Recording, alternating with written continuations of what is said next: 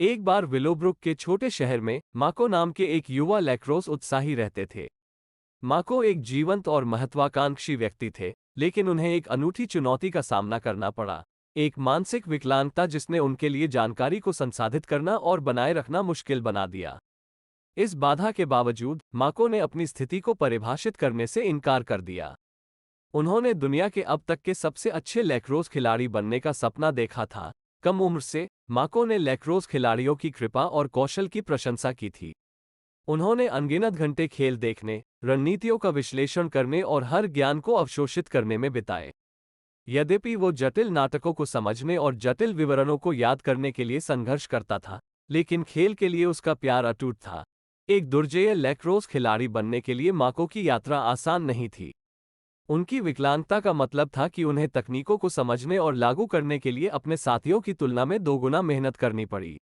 लेकिन माको के पास एक अटूट भावना थी, और वह अपने रास्ते में खड़ी किसी भी चुनौती को दूर करने के लिए दृढ़ था।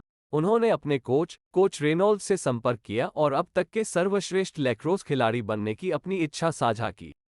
कोच रेनॉल्ड्स माको के जुनून को पहचानते हुए उसके साथ मिलकर काम करने के लिए सहमत हुए।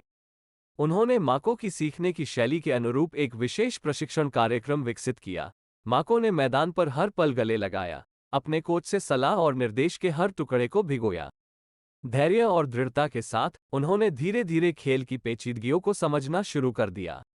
हालांकि प्रगति कभी कभी निराशाजनक रूप से धीमी थी, माको ने हार मानने से इनकार कर दिया। अपने पहले आधिकारिक खेल के दिन माको की नसें तालू की थीं। संदेह उसके दिमाग में आ गया और उसने सवाल किया कि क्या वह उस स्तर पर प्रदर्शन कर पाएगा जो वह चाहता था। लेकिन जैसे ही वो डरने के लिए आत्महत्या करने वाला था, उसके साथियों ने उसके चारों ओर रैली की, उसे एक दूसरे के लिए आयोजित अटूट समर्थन की याद दिलाते हुए। जैसे ही खेल शुरू हुआ, माको का दृढ़ संकल्प चमक गया।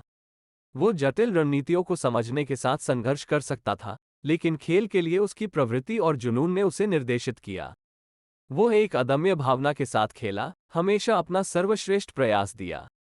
माको के साथी उनके अटूट समर्पण के साक्षी उनके तप से प्रेरित थे। समय के साथ माको की कड़ी मेहनत और दृढ़ता का भुगतान किया गया। उन्होंने एक अनूठी खेल शैली विकसित की जो अपनी सीमाओं की भरपाई करते हुए अपनी ताकत पर पूंजी लगाती थी। खेल के लिए उनकी अथक भावना और प्रेम ने उन्हें आगे बढ़ाया। धीरे धीरे उन्हें एक उल्लेखनीय लैक्रोस खिलाड़ी में बदल दिया। माको की अविश्वसनीय यात्रा की खबर पूरे लैक्रोस समुदाय में फैल गई। दूर दूर के कोच और खिलाड़ी अपनी मानसिक विकलांगता को दूर करने और इस तरह की उल्लेखनीय ऊंचाइयों तक पहुंचने की क्षमता पर अचंभा करते हैं। माको प्रेरणा का प्रतीक बन गया, सभी को याद दिलाता है कि दृढ़ संकल्प और अटूट समर्पण के साथ किसी भी बाधा को जीत लिया जा सकता है। समय के साथ माको का कौशल कल्पना से परे बढ़ गया और वह दुनिया के सबसे महान लैक्रोस खिलाड़ियों में से एक बन गया जिसे दुनिया ने कभी देखा था।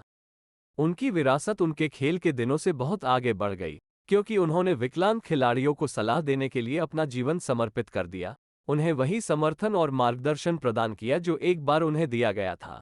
माको की कहानी अदम्य मानवीय भावना के लिए एक वसीयतनामा के रूप में कार्य करती है। उन्होंने दुनिया को दिखाया कि सीमाएं केवल अस्थायी बाधाएं हैं, और यह कि लचीलापन, जुनून और अपने आप में अटूट विश्वास के साथ संभावनाओं का क्षितिज उस चीज से बहुत आगे तक फैला है जिसकी हम कभी कल्पना कर सकते हैं।